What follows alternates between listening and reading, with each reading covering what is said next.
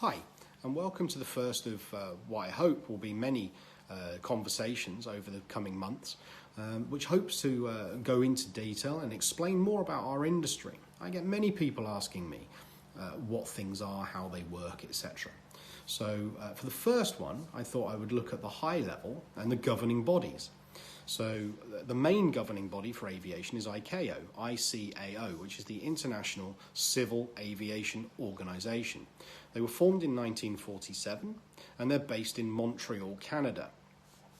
Now these guys create the high-level law for all United Nations countries. In fact, ICAO belongs to the UN, so they have authority and legal governance. They create the high-level structure that all countries must adhere to. Now, the individual countries can then overlay greater and more stringent laws if they so wish. So the local governing systems are, for example, in Europe, it's EASA, the European Aviation Safety Agency. For China, it's the CAAC. In America, it's the FAA. In Australia, for example, it's CASA. So these guys then overlay, but they must all have as a minimum the ICAO system in place. So there's a basic construct for everybody. Now ICAO, one of the big things they introduced was the Chicago Convention. Now this allows all member states to fly their aircraft into other member states without hindrance or problems. But it also means they must fulfill certain criteria within that, so servicing, pilot qualifications, and they mustn't compete unduly within the other countries. So it wouldn't be right for an American aircraft just to go to England or China, land and then conduct business locally. That would not be allowed. There's certain rules around that. So ICAO is a very legal-driven system. If you look at who runs ICAO currently, it's a Chinese lady, Fang Lu. She's the first female ever to run ICAO, and her background is she's a PhD in law. Now there's another organisation which you've heard of, probably, called Iata. That's the International Air Transportation Association. I always say agency, but it's association. These are more of a business system body.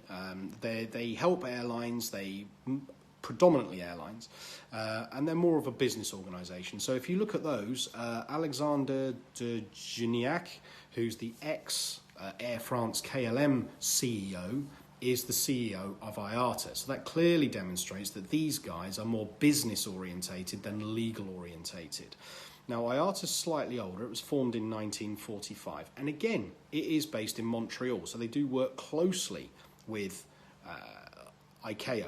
And indeed the original Chicago Convention was heavily driven by IATA and what they wanted to achieve from a business sense of view. Okay, so let's look at ICAO. It's looked at IATA, the leadership, where they're based and when they were formed.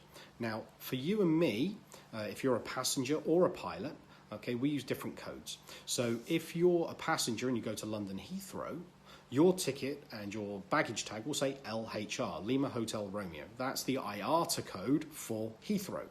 Beijing is PEK, Papa Echo Kilo. Now, pilots don't use that. We use the ICAO code. So if I look on my information for Heathrow, I won't see LHR, I will see Echo Golf Lima Lima, and that's what I'm looking for, the ICAO code. Likewise, if I go to Beijing, it's ZBAA, Zulu Bravo Alpha Alpha. Two different codes, two different things. I'm looking at the legal side of things, which is ICAO, the mandatory requirements I need to fulfill. You as a passenger, you're looking at the business side, that's IATA. But they do have an overlap, especially for us in the industry. So that's a brief overview, ICAO, IATA, structures. And next time we'll go in and we'll look more at the local authorities, licenses and things like that. And as we move on, we'll look at more things. And please feel free to ask questions. Send us what you want to know, anything, and we'll try and cover it for you. I want these to be informative. So hopefully you found it informative. If you liked it, please tell your friends. And let's see where this journey carries us, okay? Thanks again. All right, talk to you soon. Bye-bye.